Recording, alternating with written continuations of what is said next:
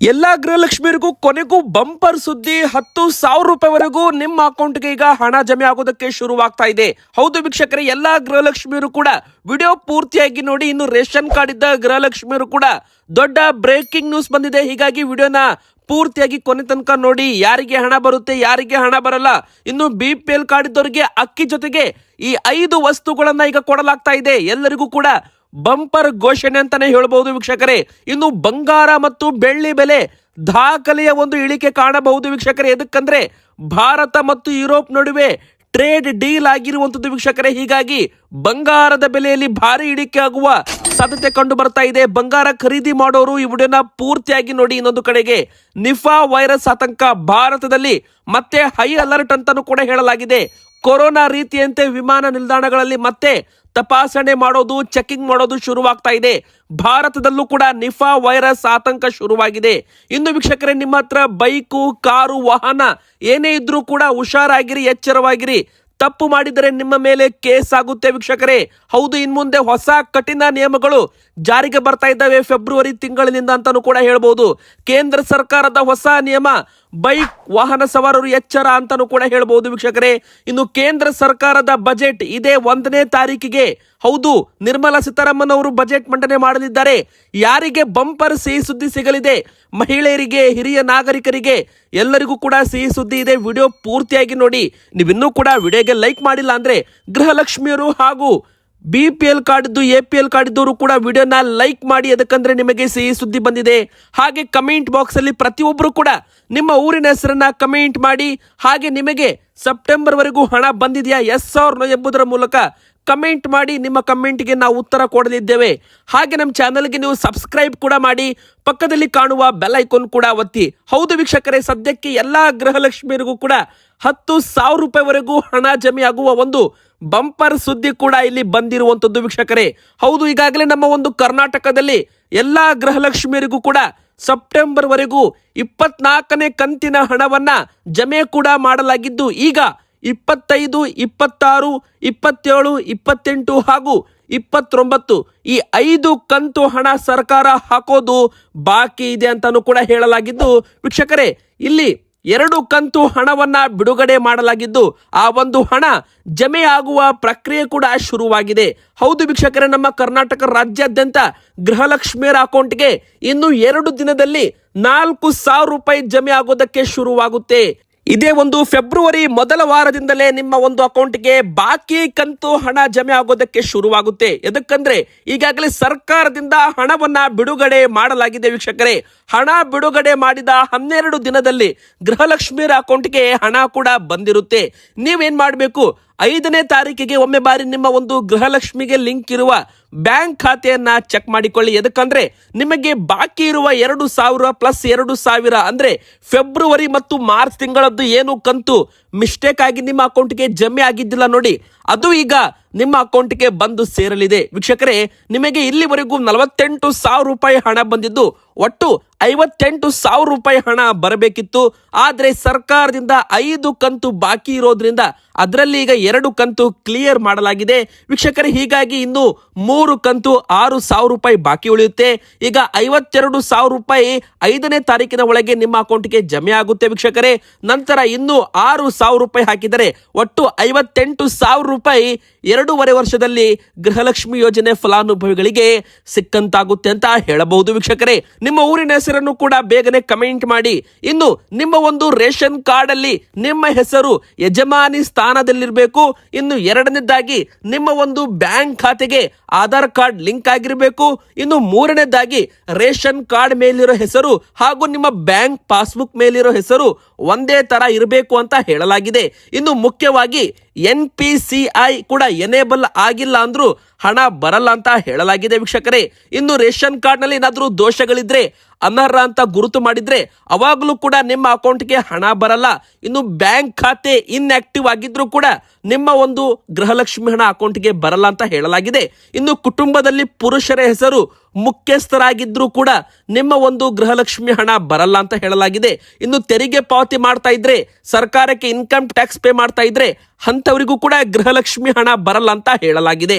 ಇನ್ನು ವೀಕ್ಷಕರೇ, 2ನೇ ದೊಡ್ಡ ಬ್ರೇಕಿಂಗ್ ನ್ಯೂಸ್ ಏನಂದ್ರೆ, ಎಲ್ಲ BPL ಕಾರ್ಡ್ ಇದ್ದವರಿಗೆ ಇನ್ ಮುಂದೆ ಅಕ್ಕಿ ಅಲ್ಲ ಅಕ್ಕಿ ಜೊತೆಗೆ ಈ 5 ವಸ್ತುಗಳನ್ನ ಫ್ರೀಯಾಗಿ ಕೊಡಲಾಗ್ತಾ ಇದೆ. ಹೌದು ವೀಕ್ಷಕರೇ, ಇನ್ ಮುಂದೆ ನಿಮಗೆ ಅಕ್ಕಿ ಮಾತ್ರ ಸಿಗಲ್ಲ, ಅಕ್ಕಿ ಜೊತೆಗೆ ಅಡುಗೆ ಎಣ್ಣೆ, ಉಪ್ಪು, ಸಕ್ಕರೆ, ತೊಗರಿ ಬೇಳೆ ಈ 4 ವಸ್ತುಗಳು ಕೂಡ ಸಿಗುತ್ತೆ. ಇನ್ನು ಮುಂದಿನ ದಿನಗಳಲ್ಲಿ ಹೆಸರು ಕಾಳು ಕೂಡ ವಿತರಣೆ ಮಾಡ್ತಾರೆ. ಆದ್ರೆ ಸದ್ಯಕ್ಕೆ ಅಂತೂ ಹೆಸರು ಕಾಳು ಅವೈಲೇಬಲ್ ಇಲ್ಲ, ಸ್ಟಾಕ್ ಇಲ್ಲ. ಹೀಗಾಗಿ ಹೆಸರು ಕಾಳಿನ ಬದಲಾಗಿ ತೊಗರಿ ಬೇಳೆಯನ್ನು ಹೆಚ್ಚುವರಿಯಾಗಿ ವಿತರಣೆಯನ್ನ ಮಾಡಲಾಗುತ್ತೆ. ಇದಕ್ಕೆ ಇಂದಿರಾ ಕಿಟ್ ಅಂತಾನೂ ಕೂಡ ಕರೆಯಲಾಗಿದೆ ವೀಕ್ಷಕರೇ. ಹೌದು, ಕಾಂಗ್ರೆಸ್ ಸರ್ಕಾರದಿಂದ ಈಗ ಅನ್ನಭಾಗ್ಯ ಯೋಜನೆಯಲ್ಲಿ ಭಾರಿ ಬದಲಾವಣೆಯನ್ನ ಮಾಡಲಾಗಿದ್ದು, ಇದೇ ಒಂದು 10ನೇ ತಾರೀಕಿನ ಒಳಗೆ ಪ್ರತಿಯೊಂದು BPL ಕುಟುಂಬಕ್ಕೂ ಕೂಡ ಒಂದು ಇಂದಿರಾ ಕಿಟ್ ಅನ್ನ ಕೊಡಲಾಗುತ್ತೆ ಅಂತ ಘೋಷಣೆ ಕೂಡ ಮಾಡಲಾಗಿದೆ ವೀಕ್ಷಕರೇ. ನಿಮ್ಮ ಹತ್ರ ಯಾವ ಕಾರ್ಡ್ ಇದೆ, BPL card, APL card, comment ಮಾಡಿ. ಇನ್ನು ಯಾರೆಲ್ಲ BPL ಕಾರ್ಡ್ಗೆ ಅರ್ಜಿ ಹಾಕಿದ್ರು ನೋಡಿ, 3 ಲಕ್ಷ ಕಾರ್ಡುಗಳನ್ನು ಕೂಡ ವಿತರಣೆ ಈಗ ಮಾಡಲಾಗ್ತಾ ಇದೆ. ಹೊಸದಾಗಿ BPL ಕಾರ್ಡ್ ಕೂಡ ವಿತರಣೆ ಮಾಡಲಾಗ್ತಾ ಇದೆ. ಇನ್ನು ವೀಕ್ಷಕರೇ, ಹೊಸ ನಿಯಮ ಏನಪ್ಪಾ ಅಂದ್ರೆ, ಇನ್ ಮುಂದೆ ಯಾರಾದ್ರೂ 6 ತಿಂಗಳು 1 ವರ್ಷದವರೆಗೂ ಪಡಿತರ ಪಡೆದುಕೊಂಡಿಲ್ಲ ಅಂದ್ರೆ ಅವರ ಒಂದು BPL ಕಾರ್ಡು APL ಕಾರ್ಡ್ ಆಗಿ ವರ್ಗಾವಣೆ ಆಗುತ್ತಂತೆ. ಇನ್ನು ಯಾರಾದ್ರೂ ಹಣಕ್ಕೋಸ್ಕರ ಅಕ್ಕಿಯನ್ನ ಮಾರಾಟ ಮಾಡಿರ್ಬೋದು, ಇಂದಿರಾ ಕಿಟ್ ಅನ್ನ ಮಾರಾಟ ಮಾಡಿದ್ದೆ ಆದಲ್ಲಿ ಅವರ ಕಾರ್ಡು ರದ್ದು ಮಾಡಲಾಗುತ್ತೆ, ಅವರಿಗೆ ದಂಡ ಕೂಡ ಹಾಕಲಾಗುತ್ತೆ ಅಂತ ಹೇಳಲಾಗಿದೆ. ಇನ್ನು 3ನೇ ದೊಡ್ಡ ಬ್ರೇಕಿಂಗ್ ನ್ಯೂಸ್ ಏನಂತ ನೋಡೋಣ ವೀಕ್ಷಕರೇ. ಬಂಗಾರದ ಬೆಲೆ ಮುಂದಿನ ಬರೋ ದಿನಗಳಲ್ಲಿ ದಾಖಲೆ ಒಂದು ಇಳಿಕೆ ಕಾಣುತ್ತಾ. ಎದಕ್ಕಂದ್ರೆ ಭಾರತ ಮತ್ತು ಯುರೋಪ್ ನಡುವೆ ಟ್ರೇಡ್ ಡೀಲ್ ಆಗ್ತಾ ಇದೆ.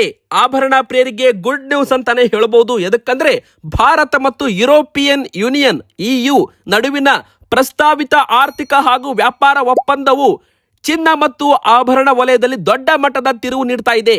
ಹೀಗಾಗಿ ಪ್ರತಿದಿನ ಏರಿಕೆ ಆಗ್ತಾ ಇದ್ದ ಬಂಗಾರದ ಬೆಲೆ ಟ್ರೇಡ್ ನಡೆದ ದಿನ ಯಾವುದೇ ರೀತಿ ಏರಿಕೆನಾಗಿಲ್ಲ, ಇಳಿಕೆನಾಗಿಲ್ಲ, ಸ್ಥಿರತೆಯನ್ನ ಕಾಯ್ದುಕೊಂಡಿದೆ ಅಂತಾನೂ ಕೂಡ ಹೇಳಲಾಗಿದೆ. ಆದ್ರೆ ಬೆಳ್ಳಿ ದರ ಮತ್ತೆ 10,000 ರೂಪಾಯಿ ಏರಿಕೆ ಆಗಿರುವಂತದ್ದು ವೀಕ್ಷಕರೇ. ಹೌದು, ಈಗ ಚಿನ್ನ ಮತ್ತು ಬೆಳ್ಳಿ ಲೋಹಗಳ ಬೆಲೆ ಸ್ಥಿರಗೊಳ್ಳಲು ಹಾಗೂ ಕೆಲ ಹಂತಗಳಲ್ಲಿ ಇಳಿಕೆಗೆ ಸಹಕಾರಿಯಾಗುವ ಸಾಧ್ಯತೆ ಇದೆ ಅಂತ ತಜ್ಞರು ಅಭಿಪ್ರಾಯವನ್ನ ವ್ಯಕ್ತಪಡಿಸಿದ್ದಾರೆ. ಶೂನ್ಯ ಆಮದು ಸುಂಕ ನಿರೀಕ್ಷೆ ಹೊಂದಿದೆ. ಹೌದು, ಈ ಒಪ್ಪಂದದಿಂದಾಗಿ ಡ್ಯೂಟಿ ಫ್ರೀ ಅಸೆಸ್ ದೊರೆಯುವ ನಿರೀಕ್ಷೆ ಇದೆ. ಹೀಗಾಗಿ 4% ಸುಂಕ ಹಾಕ್ತಾ ಇದ್ರಲ್ಲ, ಅದು ರದ್ದಾದರೆ ಭಾರತೀಯ ಆಭರಣಗಳು ಯುರೋಪ್ನಲ್ಲಿ ಅಗ್ಗವಾಗಿ ಲಭ್ಯವಾಗಲಿದ್ದು ಬೇಡಿಕೆ ಗಣನೀಯವಾಗಿ ಹೆಚ್ಚುವ ಸಾಧ್ಯತೆ ಇದೆ ಅಂತ ಹೇಳಲಾಗಿದೆ ವೀಕ್ಷಕರೇ. ಇನ್ನೊಂದು ಕಡೆಗೆ ಮಾರುಕಟ್ಟೆಯಲ್ಲಿ ಬೆಲೆ ಕೂಡ ಕಡಿಮೆ ಆಗುವ ಸಾಧ್ಯತೆ ಕಂಡು ಬರ್ತಾ ಇದೆ. ಬಂಗಾರ ಮತ್ತು ಬೆಳ್ಳಿ ದರ ಇಳಿಕೆ ಆಗಲಿದೆ. ಯುರೋಪಿಯನ್ ಯೂನಿಯನ್ ಟ್ರೇಡ್ ಭಾರತ ಜೊತೆಗೆ ಮಾಡೋದ್ರಿಂದ ಬಂಗಾರ ಬೆಳ್ಳಿ ದರವೂ ಕೂಡ ಇಳಿಕೆ ಆಗುತ್ತೆ ಅಂತ ಹೇಳಲಾಗಿದೆ ವೀಕ್ಷಕರೇ. ಈಗ ದರ ಬಂದು 1,63,000 ರೂಪಾಯಿ ಆಗಿದೆ 10 ಗ್ರಾಂ ಚಿನ್ನ. ಬನ್ನಿ ಈಗ ಮತ್ತೊಂದು ದೊಡ್ಡ ಬ್ರೇಕಿಂಗ್ ನ್ಯೂಸ್ ಏನಂತ ನೋಡೋಣ. ಭಾರತದಲ್ಲಿ ಮತ್ತೆ ಹೈ ಅಲರ್ಟ್ ಅಂತಾನೂ ಕೂಡ ಹೇಳಲಾಗಿದೆ. ಭಾರತದಲ್ಲಿ ನಿಫಾ ವೈರಸ್ ಕೂಡ ಹೆಚ್ಚಳವಾಗ್ತಾ ಇದೆ. ಏಷ್ಯಾದ್ಯಂತ ವಿಮಾನ ನಿಲ್ದಾಣಗಳಲ್ಲೂ ಕೂಡ ಕೊರೋನಾ ಮಾದರಿ ತಪಾಸಣೆ ಆರಂಭವಾಗಿದೆ. ಹೌದು, ಎಚ್ಚರಿಕೆ 1 ಗಂಟೆ ಅಂತಾನೆ ಹೇಳಬಹುದು ವೀಕ್ಷಕರೇ. ಭಾರತದಲ್ಲೂ ಕೂಡ ನಿಫಾ ವೈರಸ್ ಸೋಂಕಿತರ ಸಂಖ್ಯೆ ಏಕಾಏಕಿ ಜಾಸ್ತಿ ಆಗಿದೆ. ಹೀಗಾಗಿ ಹೊರದೇಶದಿಂದ ಬರ್ತಾ ಇದ್ದವರನ್ನ ಮತ್ತೆ ಕೊರೋನಾ ರೀತಿಯಲ್ಲಿ ಆರೋಗ್ಯ ತಪಾಸಣೆಗಳನ್ನ ಮತ್ತೆ ಪುನಃ ಪರಿಚಯ ಮಾಡಲಾಗಿದೆ ಅಂತ ಹೇಳಲಾಗಿದೆ. ಈ ವೈರಸ್ ಬಾವಲಿಗಳು ಮತ್ತು ಹಂದಿಗಳಂತಹ ಪ್ರಾಣಿಗಳಿಂದ ಮನುಷ್ಯರಿಗೆ ಹರಡಬಹುದು ಮತ್ತು ಕೆಲ ಸಂದರ್ಭಗಳಲ್ಲಿ ಜನರ ನಡುವಿನ ನಿಕಟ ಸಂಪರ್ಕದ ಮೂಲಕವೂ ಕೂಡ ಹರಡಲಿದೆ ಅಂತ ಹೇಳಲಾಗಿದೆ ವೀಕ್ಷಕರೇ. ಈ ಪ್ರಕರಣಗಳು ಥೈಲ್ಯಾಂಡ್, ನೇಪಾಳ ಮತ್ತು ತೈವಾನ್ ಪ್ರಯಾಣಿಕರನ್ನ ತಪಾಸಣೆ ಮಾಡಲು ಹೆಚ್ಚಳ ಒತ್ತು ಕೊಟ್ಟಿವೆ ಅಂತಾನೂ ಕೂಡ ಹೇಳಲಾಗಿದೆ ವೀಕ್ಷಕರೇ. ಥೈಲ್ಯಾಂಡ್ನ ಸಾರ್ವಜನಿಕ ಆರೋಗ್ಯ ಸಚಿವರು ಕೂಡ ಹೈ ಅಲರ್ಟ್ ಅನ್ನ ಘೋಷಣೆ ಇಲ್ಲಿ ಮಾಡಿರುವಂತದ್ದು. ಇನ್ನು ಭಾರತದಲ್ಲೂ ಕೂಡ ಈಗಾಗಲೇ ಪಶ್ಚಿಮ ಬಂಗಾಳದಲ್ಲಿ ನಿಫಾ ವೈರಸ್ ಸೋಂಕಿತರು ಪತ್ತೆಯಾಗಿದ್ದಾರೆ. 100 ಜನರನ್ನ ಮತ್ತೆ ಕ್ವಾರಂಟೈನ್ ಅಂದ್ರೆ ಒಂದು ಕೋಣೆ ಒಳಗೆ ಹಾಕಿದ್ದಾರೆ ಅಂತಾನೂ ಕೂಡ ಹೇಳಲಾಗಿದೆ ವೀಕ್ಷಕರೇ. ಕೊರೋನಾ ಕಾಲದಲ್ಲಿ ಯಾವ ತರ ಕ್ವಾರಂಟೈನ್ ಮಾಡ್ತಿದ್ರು ನೋಡಿ, ಅದೇ ತರ ಈ ನಿಫಾ ವೈರಸ್ಗೂ ಕೂಡ ಮಾಡ್ತಾರೆ. ಇದು ಕೂಡ ವೇಗವಾಗಿ ಹರಡುತ್ತೆ ಅಂತ. ಇನ್ನು ಬನ್ನಿ 5ನೇ ದೊಡ್ಡ ಬ್ರೇಕಿಂಗ್ ನ್ಯೂಸ್ ಏನಂತ ನೋಡೋಣ. ಪದೇ ಪದೇ ಇನ್ ಮುಂದೆ ರೂಲ್ಸ್ ಬ್ರೇಕ್ ಮಾಡಿದ್ರೆ, ನೀವು ಕೂಡ ಬೈಕ್ ಹೊಂದಿರಬಹುದು, ಕಾರ್ ಹೊಂದಿರಬಹುದು, ವಾಹನ ಹೊಂದಿದ್ರೆ ಇನ್ ಮುಂದೆ ನೀವು ಪದೇ ಪದೇ 5 ಬಾರಿ ಏನಾದ್ರೂ ತಪ್ಪು ಮಾಡಿದ್ದೆ ಆದಲ್ಲಿ ನಿಮ್ಮ ಒಂದು ಡ್ರೈವಿಂಗ್ ಲೈಸೆನ್ಸ್ ಕ್ಯಾನ್ಸಲ್ ಆಗುತ್ತೆ. ಹೌದು ವೀಕ್ಷಕರೇ, ಕೇಂದ್ರ ಸರ್ಕಾರ ಈಗ ಕಠಿಣ ನಿಯಮ ತರಲು ಮುಂದಾಗಿದೆ. ಹೊಸ ಮಾರ್ಗಸೂಚಿ ಪ್ರಕಾರ ವಾಹನ ಸವಾರರು 1 ವರ್ಷದ ಅವಧಿಯಲ್ಲಿ 5 ಬಾರಿ ಸಂಚಾರ ನಿಯಮಗಳನ್ನ ಉಲ್ಲಂಘನೆ ಮಾಡಿದರೆ ಅವರ ಡ್ರೈವಿಂಗ್ ಲೈಸೆನ್ಸ್ ರದ್ದಾಗಲಿದೆ. 3 ತಿಂಗಳ ಕಾಲ ಆಗಿರಬಹುದು, 6 ತಿಂಗಳ ಕಾಲ ಕೂಡ ಆಗಿರಬಹುದು. ವೀಕ್ಷಕರೇ, ಮೋಟಾರು ವಾಹನ ಕಾಯ್ದೆ ಕೇಂದ್ರದ ತಂದ ಒಂದು ತಿದ್ದುಪಡಿಯಿಂದಾಗಿ ಈ ಹೊಸ ನಿಯಮ ಈ ವರ್ಷದ ಜನವರಿ ತಿಂಗಳಿನಿಂದಲೇ ಪ್ರಾರಂಭವಾಗಿದೆ.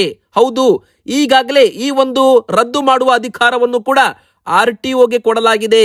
ಯಾವೆಲ್ಲ ತಪ್ಪುಗಳು ಮಾಡಬಾರದು, ಅತಿಯಾದ ವೇಗ ಮಾಡಬಾರ್ದು. ಅತಿವಾದ ವೇಗದಿಂದ ನಿಮಗೇನಾದ್ರೂ ಕೇಸ್ಗಳಾಗಿದ್ರೆ, ಕುಡಿದು ಚಾಲನೆ ಮಾಡ್ತಾ ಇದ್ರೆ, ಮತ್ತೆ ಡ್ರೈವಿಂಗ್ ಮಾಡುವಾಗ ಮೊಬೈಲ್ ಬಳಕೆ ಮಾಡ್ತಾ ಇದ್ರೆ, ಪದೇ ಪದೇ ಸಿಗ್ನಲ್ ಜಂಪ್ ಮಾಡ್ತಾ ಇದ್ರೆ, ಹೆಲ್ಮೆಟ್ ಅಥವಾ ಸೀಟ್ ಬೆಲ್ಟ್ ಇಲ್ಲದೆ ನೀವೇನಾದ್ರೂ ಕಾರು ಬೈಕ್ ಓಡಿಸ್ತಾ ಇದ್ರೆ, ಪದೇ ಪದೇ ಇಂಥ ಒಂದು 24 ಅಪರಾಧಗಳಿದ್ದಾವೆ. ಪದೇ ಪದೇ ರೂಲ್ಸ್ ಬ್ರೇಕ್ ಮಾಡಿದ್ರೆ ಅವಾಗ ನಿಮ್ಮ ಡ್ರೈವಿಂಗ್ ಲೈಸೆನ್ಸು ರದ್ದಾಗುತ್ತೆ ಅಂತಾನು ಕೂಡ ಇಲ್ಲಿ ಹೇಳಲಾಗಿದೆ. ಬನ್ನಿ ವೀಕ್ಷಕರೀಗ ಮತ್ತೊಂದು ದೊಡ್ಡ ಬ್ರೇಕಿಂಗ್ ನ್ಯೂಸ್ ಏನಂತ ನೋಡೋಣ.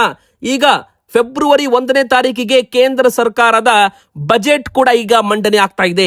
ಈ ಒಂದು ಬಜೆಟ್ ನಲ್ಲಿ ಹಲವಾರು ವಲಯದಲ್ಲಿ ನಿರೀಕ್ಷೆ ಅಪಾರವಾಗಿದೆ. ಈಗಾಗಲೇ ಭಾರತದ ಆರ್ಥಿಕತೆ ಕೂಡ 7.3% ಬೆಳವಣಿಗೆ ಕಂಡಿದೆ. ಒಂದು ಕಡೆಗೆ ತೆರಿಗೆ ವಿನಾಯಿತಿ ಆಗಿರಬಹುದು, ಹಿರಿಯ ನಾಗರಿಕರಿಗೆ ಮತ್ತಷ್ಟು ಸರ್ಕಾರಿ ಯೋಜನೆಗಳಾಗಿರ್ಬೋದು, ರೈತರಿಗೆ PM ಕಿಸಾನ್ ಸಮ್ಮಾನ್ ಯೋಜನೆಯಲ್ಲಿ ಕೊಡ್ತಾ ಇರುವ ನೆರವು ಜಾಸ್ತಿ ಮಾಡೋದಾಗಿರ್ಬೋದು, ಇನ್ನೊಂದು ಕಡೆಗೆ ತೆರಿಗೆ ನಿಯಮಗಳಲ್ಲಿ ಬದಲಾವಣೆ ಮಾಡೋದಾಗಿರ್ಬೋದು. ವೀಕ್ಷಕರೇ, ಇದೆಲ್ಲ ಕೂಡ ಈ ಬಾರಿ ಹೊಸದಾಗಿ ಘೋಷಣೆ ಕೂಡ ಮಾಡಲಿದ್ದಾರೆ.